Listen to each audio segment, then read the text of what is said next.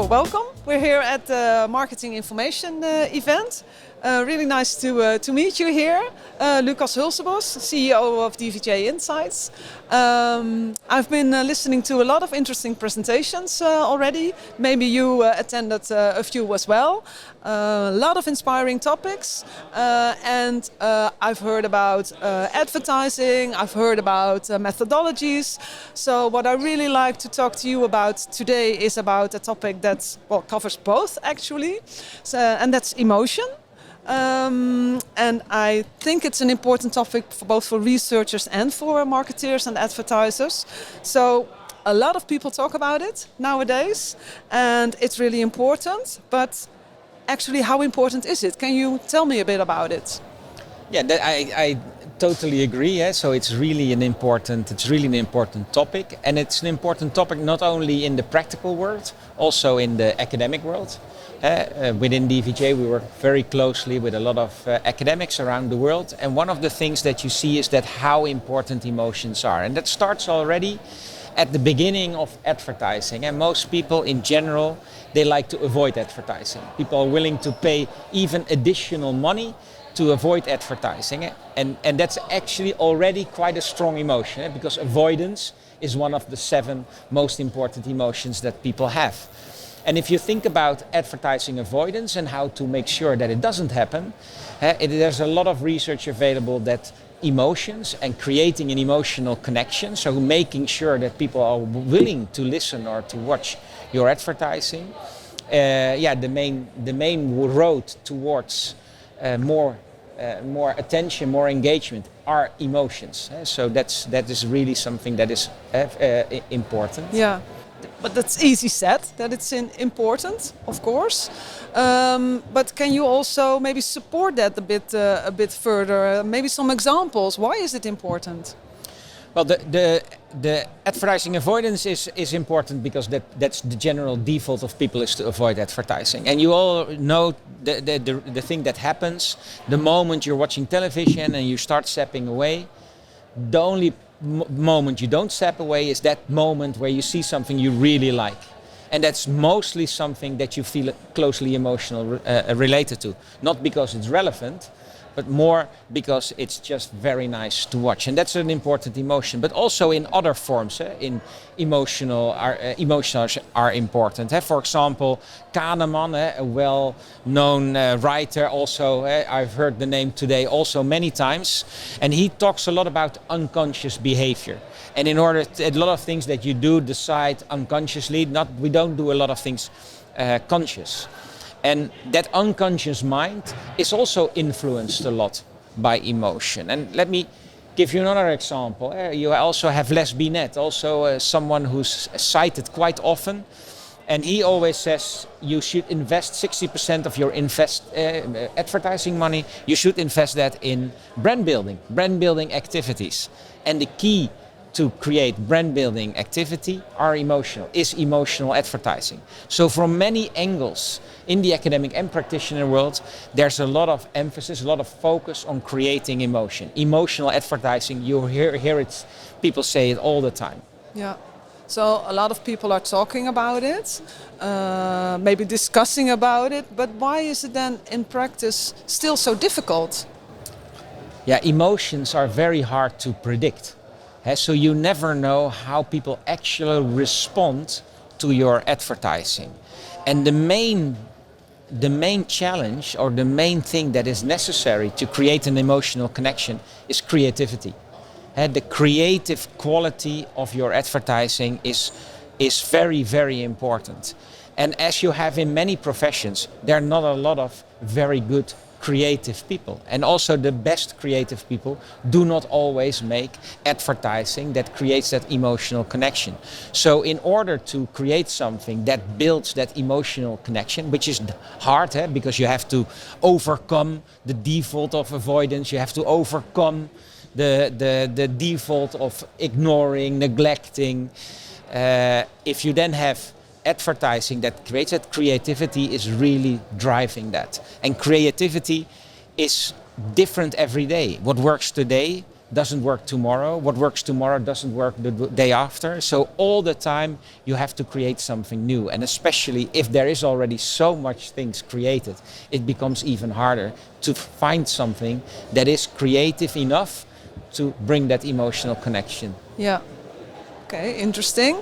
Now we're here, of course, at an event with all market researchers together, and I also heard some things about it already. That a lot of agencies try to measure emotions to help advertising agencies develop better ads.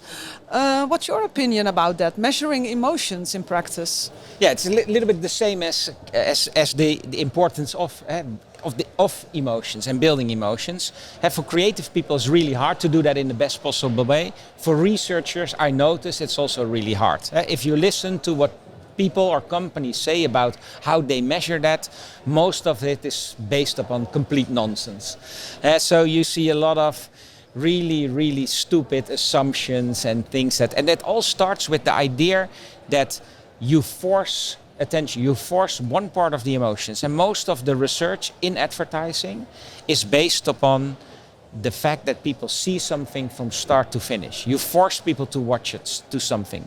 That means that you force an emotion to measure another emotion. You force advertising affordance, you make that bigger by not giving people the opportunity to behave in a normal way, which creates a lot of anxiety, anger, fear, and all these emotions that are out there. And then you try to measure another emotion. That's almost impossible. Even if you look into the brain of people and use all kinds of very intelligent MRI scans to look at someone's brain, if you force advertising, or if you force emotion, it becomes really hard to measure another emotion. And I think that's by far the biggest mistake that's being made, and that's also the reason why a lot of these emotional measures are really nonsense. Yeah. Now, I've also heard a lot of people talking about looking at facial expressions when measuring emotions. What's your opinion about that? Yeah, I think that's a fantastic idea. So when I first heard about it, I think it was 25 years ago, I was really hooked to the idea that you could do that. So understanding the emotions that people have by just looking at people's face, and the ideas and the theory behind it is fantastic. So that's why I started already experimenting with that 20 years ago. But when you do that and you do a lot of work, you also see how difficult it is. And there are actually two very important issues, and they're measurement issues and interpretation issues. And the most important measurement issue is that if you have a standard video which consists of 30, 40, 50 seconds, each second has 25 different frames, different moments which create different emotions. And if you then realize that based upon the technology, the webcam, the quality of the webcam, the use of daylight or not, the skin color, all these kind of things have really impact on the quality of those measurements. And in practice, it means that you only have one measurement moment each 3-4 seconds. Which, if you realize that in those 3-4 seconds you have 75 to 100 different frames where you have emotions, that doesn't make sense to use at that level of emotion. So in a technical way, it hardly is usable. And on the other hand, it's also very difficult to interpret, because in general what you see is that 85% of the emotions that people have when watching advertising are neutral. And they are not really neutral, but they're neutral based upon facial coding. And that makes it really hard to do something with it. So I think from a theoretical point of view, it's fantastic. But in practice, it doesn't work. And that's also what you see. A lot of companies have started using it and then now not use it anymore. Yeah. I can hear that you know a lot about it, because all the details you can explain. Another thing that's been, well, it's not really new, but we've been talking about it a lot, is implicit measurements, also aimed at measuring emotions. How do you think about that?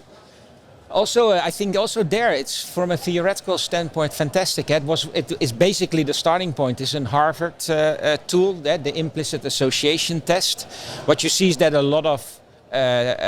there's a lot of copies of that test, but not as accurate, not as good. But the real test is really time extensive. It's very repetitive. It's not very fun to fill in. And then after that, there are a lot of, because it's so difficult to fill in, there are a lot of alternatives that have been developed, and they're based upon reaction times. And there's also directly the problem, because reaction times are influenced by the motoric ability of a respondent.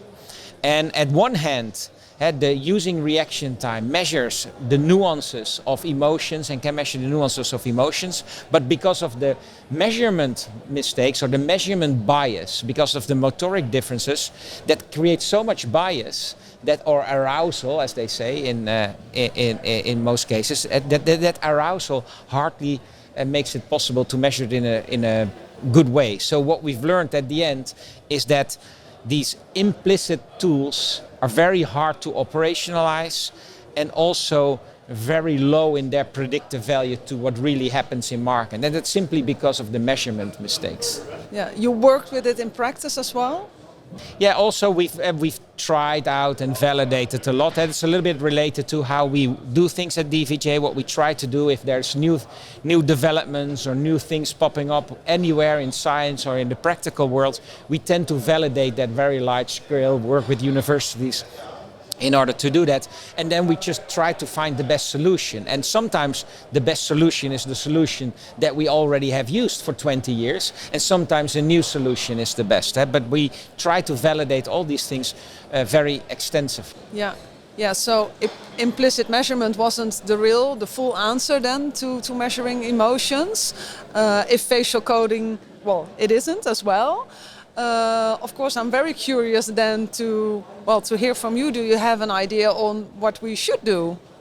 How should we then try to measure emotions? Yeah, I think that the most important thing is that you realize that emotions basically can be decomposed into specific elements. And it's a little bit as going to a doctor or a general practitioner. So you can go there and there's some test to understand what's actually wrong with you. But in order to really understand it, you have to go to the hospital, to a specialist. And the challenge for market researchers is to decompose emotions in all individual elements, and then for each of those elements try to develop the best possible tool, which means that you always have to use a combination of tools. Emotions in general are not possible to measure by one single instrument. It's a combination of instruments that tells a small part of each individual story. Yeah. And what are then, to your opinion, the most important ones? Yeah, there are few. The first one is related to what you do basically pre-attentively in the first 60 to 80 milliseconds. For most advertising, you create already in that very short, so it's much less than 1 second, you create something like that we call first appeal or instant appeal. If instant appeal is not right, then it's very hard to keep the attention and keep the engagement. So also an interesting tool is eye tracking or online eye tracking as we operationalized it. And basically it measures what people see, because what you select with your eyes basically is not something that goes automatically, but it's driven by your brain. So you select the things that you think are interesting and relevant, and eye tracking is a way to measure that selection process. But on top of that you have open techniques, projective techniques, measuring the engagement. And if you combine all of those instruments for each possible challenge, you find the best instrument. It's a little bit like with a racing car. If you have in a racing car, if you optimize each individual element and connect that with the driver in the best possible way, you see Max Verstappen winning the world title, because that's so much effort in finding each individual element with a good driver. That makes the best way to measure emotions, I think, as well. So it's like driving a racing car. That's not easy, right? No, it's not easy. That's not easy. There's only one Max Verstappen. Yeah. So then it's about combining all kinds of different techniques. Then I think that's a very good tip for market researchers. Do you also have some tips for marketeers or for advertising agencies when developing creatives? Yeah, I think the first and most important is actually how you started this interview, is you have to use emotions. because emotions are really important in advertising. Emotions are the only way to avoid avoidance. Emotions are the only way to build long-lasting brand connections, as Les Binet always says. So it is really important to use emotions in advertising. It's also very important to use creativity and to let creativity decide what needs to be done, because creative people are really good in understanding the emotions. I don't know how they do that. I'm just a market researcher, but I think it's really important how they do things and how they are able to create something that has that effect on people. And secondly, what you see is you also have to test it. Because I don't believe it's the same like I mentioned the car, but if you develop a car to have to drive on the road, it needs to have a certain value, and that's measured in the wind tunnel. It needs to have some air resistance, and that's trial and error. That's trying something, adjusting something, try it again. And I think that advertising testing should be done much more like that. In most cases you see, hey, we have an ad, we test it, we do something with the results, and then we're done. I think that's not the way to improve it. And finally, if emotions are not good enough, don't mix it with functional elements. What you sometimes see is that you have an ad that's not as good, hardly any brand linkage, people are not willing to watch, they're not engaged, it doesn't create that emotional connection, and then the solution is functional. Okay, let's put the logo on the left-hand top of the screen, or let's start with a brand mentioning, or let's try to synchronize the auditive and the visual brand cue even more. But those are all tricks. There may be slight optimizations in execution, but not really the way to change the impact of advertising. So most important is use it, test it, optimize it, and if it doesn't work, focus on the emotion and not on the functional elements. Because if you add that too much, we've seen that in so many studies where advertisers have a decent emotional ad, and then everyone wants to say something, hey, why is our brand not mentioned, and we need to explain the product even better. And the moment you start doing that, the moment you start adding that, it in most cases goes even worse. So I think that's a very important lesson for advertisers as well. Yeah.